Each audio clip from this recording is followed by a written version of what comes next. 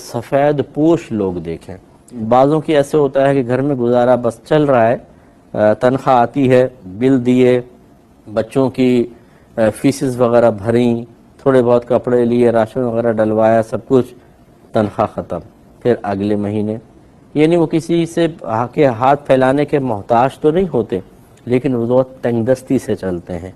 وہ اس بات سے ڈرتے ہیں کہ کسی بھی مہینے اگر کوئی اچانک زیادہ خرچہ ہو گیا، ناگہانی آفت آ گئی، تو پھر ہمارا یہ مطلب معاملہ ڈس بیلنس ہو جائے گا اور پھر گزارا مشکل ہو جاتا ہے۔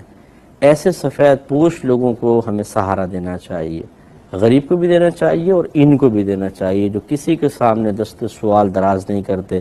تو اپنے خاندان میں اگر آپ دیکھیں تو ایسے آپ کو لوگ نظر آئیں گے، تو ان کو کوئی تحفہ تحائف دے دیں، مطلب کوئی کپڑے بنوا کر دے دیں، ایز اے گفٹ دیجئے، یہ بھی نہیں کہ کوئی کسی کو برا محسوس ہو۔ یہ اچھی طرح یاد رکھے کہ صدقے کو یہ کہہ کر دینا ضروری نہیں ہوتا کہ جی یہ صدقہ دے رہا ہوں یا زکوٰۃ دے رہا ہوں، بلکہ دل میں نیت کریں کافی ہے۔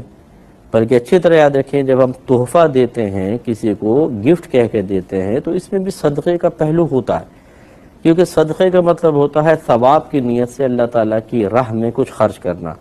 تو اگر آپ تحفہ دے رہے ہیں، یہ بھی خرچ کر رہے ہیں، اس میں اللہ کی رضا اگر مطلوب ہے تو یہ تحفہ میں بھی صدقے کا مفہوم ہے، آپ کو ثواب ملے گا۔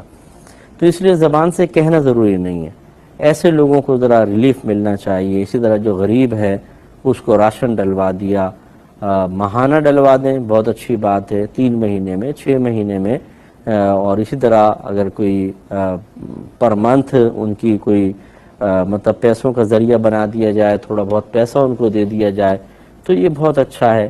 کہ غریب آدمی ہوتا ہے اس کے ہاتھ میں تو 1000 روپے بھی آتے ہیں، 2000 آتے ہیں، تو اس کو بہت اچھا سہارا محسوس ہوتا ہے، کیونکہ وہ بیچارہ اپنے آپ کو بہت ہی محدود کر کے خرچے کرتے ہیں، تو ان کے لیے ایک ایک پیسہ اہمیت کا حامل ہوتا ہے۔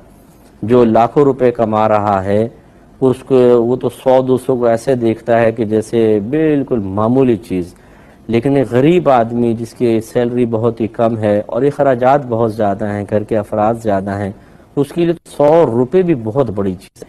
تو اس لیے ہمیں صدقہ کرنے کی عادت ڈالنی چاہیے، لیکن اس کے لیے صحیح مستحق کا انتخاب کریں۔ روڈوں پہ چلنے والوں کو ہرگز نہ دیں، ان کو دینا گناہ ہے۔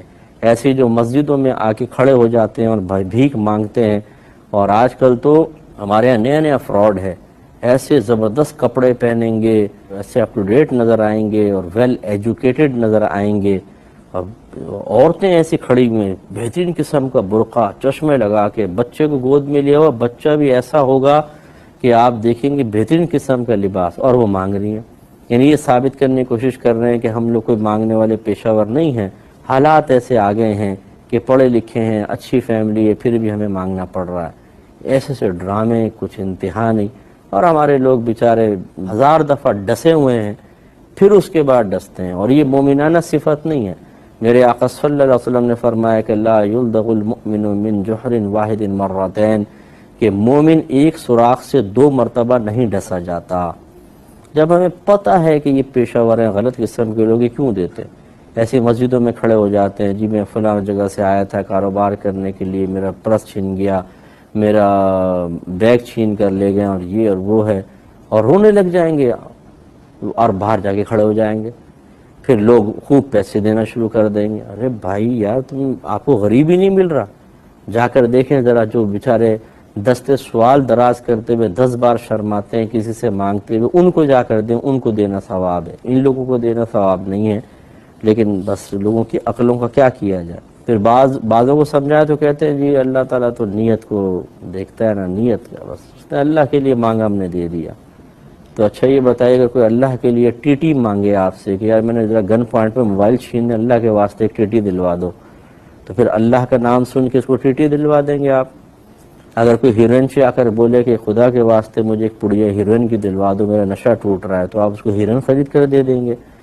تو یقینی سی بات ہے کہ ہمیں سوچنا چاہیے کہ جب گناہ ہے تو اس میں تعاون ہرگز نہیں ہو سکتا ہے، چاہے کوئی اللہ کا نام لے چاہے رسول کا نام لے، ان کے ساتھ تعاون کرنا یہ اصل میں اللہ تعالیٰ کے رسول کی شدید مخالفت ہے، اور اس میں آخرت میں کوئی فلاح نہیں ہے۔